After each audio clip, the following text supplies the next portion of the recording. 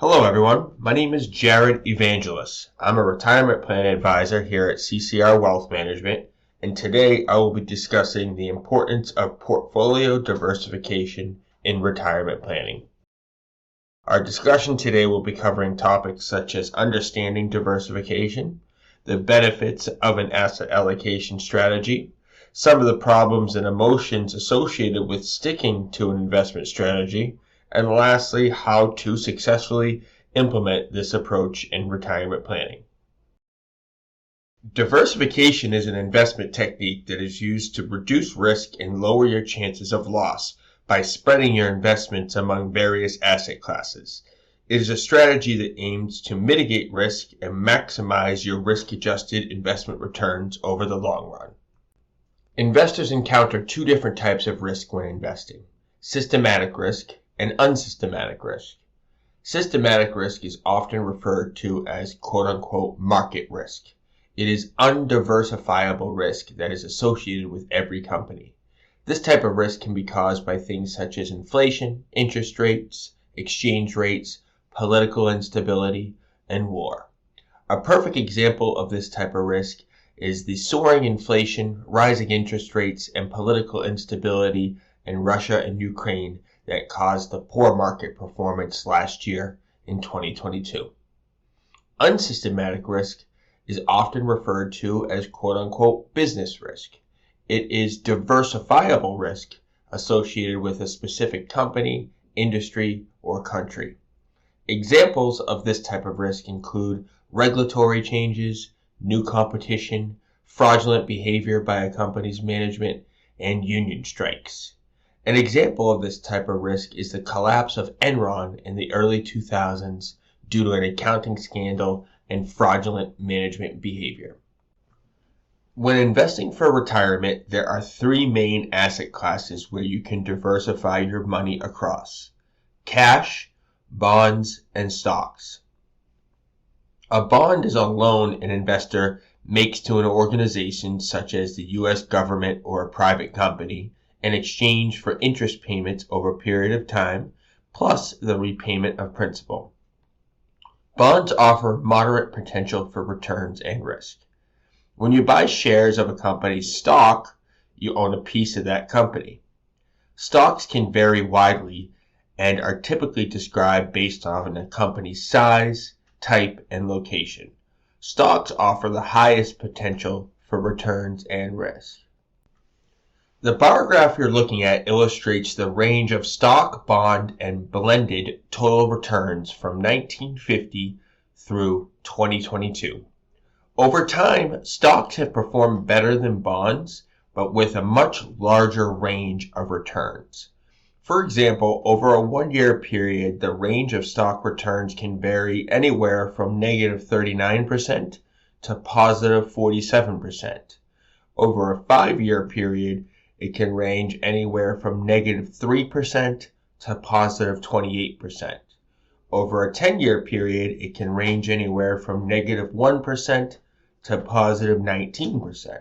But over a longer period of 20 years, it ranges from positive 6% to positive 17%. Now, on the bond side, the ranges are not as wide, but they do follow a similar pattern of contracting as time increases. Now, diversification essentially means allocating your investment dollars strategically amongst these different asset classes to help manage risk. The blended returns you see show how there is less of a range in between the best and worst performance and a greater likelihood of positive long-term results. If you invested all your money into one company's stock and it plunged, you'd lose some, if not all, your money. If you put all your money into a single bond and the issuer declared bankruptcy, you lose some, if not all, your money as well. Diversification helps mitigate the risk to investors in such scenarios.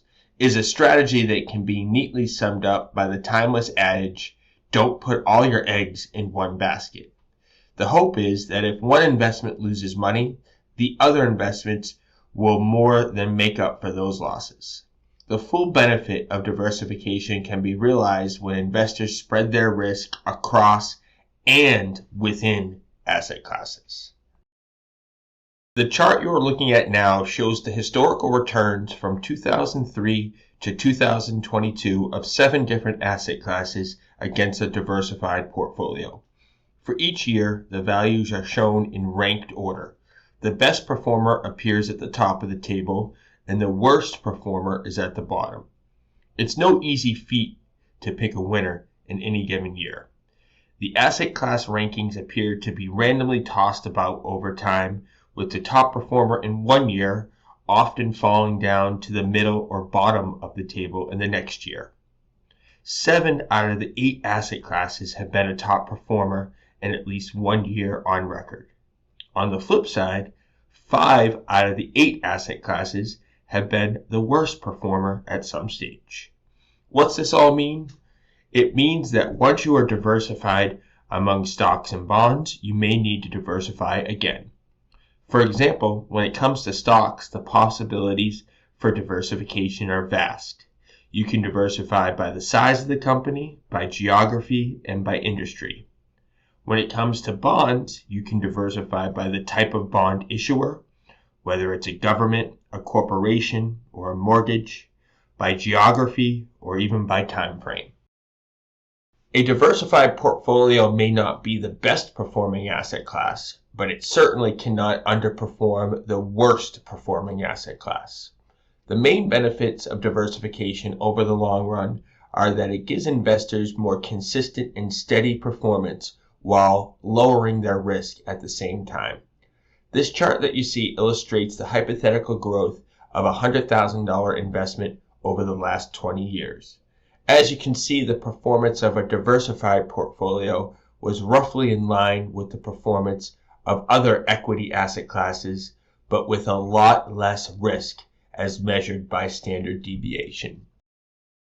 Diversification is so important because lowering your risk is essential for the long-term success of your retirement portfolio, even more so than trying to get the highest possible return. As you can see in this chart, as losses mount higher and higher, the return needed just to break even, let alone gain money, becomes exponentially greater. This is due to the math at work when recovering losses. For example, it's easy to believe that if you lose 50% and then gain 50%, you should return back to your starting position. But you would actually need to gain 100% to break even from a 50% loss. That's why successful investing is not just about what happens during bull markets and during the good times. Your returns during bear markets and the bad times can be just as, or potentially even more, important. This all makes sense on paper, but it's hard for us as humans to stick to. Our emotions can get in the way and cause us to go off course, because diversified investing can seem boring, and it never really feels like you're getting ahead. As I previously mentioned, a well-diversified portfolio is designed to help you achieve your long-term goals as well as limit your portfolio's downside. But this always doesn't feel good. You may get upset when you lose money during certain down periods like last year in 2022, though during the years you lose money, your losses are likely less than the S&P 500. You may also be disappointed during up markets like the bull run from 2009 to 2019 when you see how well the S&P 500 performed and you didn't do as well. But the good news, as you can see during the last 20 years, a diversified portfolio outperformed the S&P 500. Some would call this, quote unquote, winning more by losing less. And it proves diversification can work even when it feels like it's losing. Your asset allocation strategy should be tailored to your personal financial goals and tolerance for risk.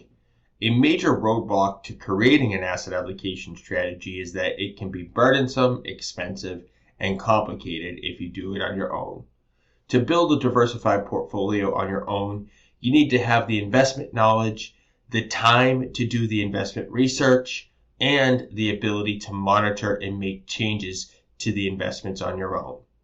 An alternative way to achieve diversification in your retirement is by investing in a target date fund.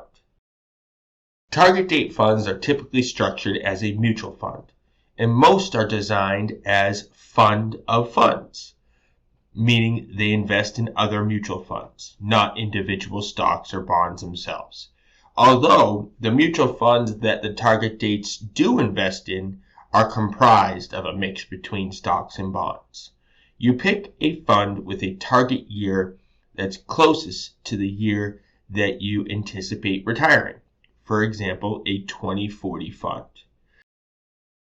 The closer a fund gets to its target date, the more it focuses on assets that have a lower risk profile, such as bonds, and the less it focuses on assets with a higher risk profile, such as stock.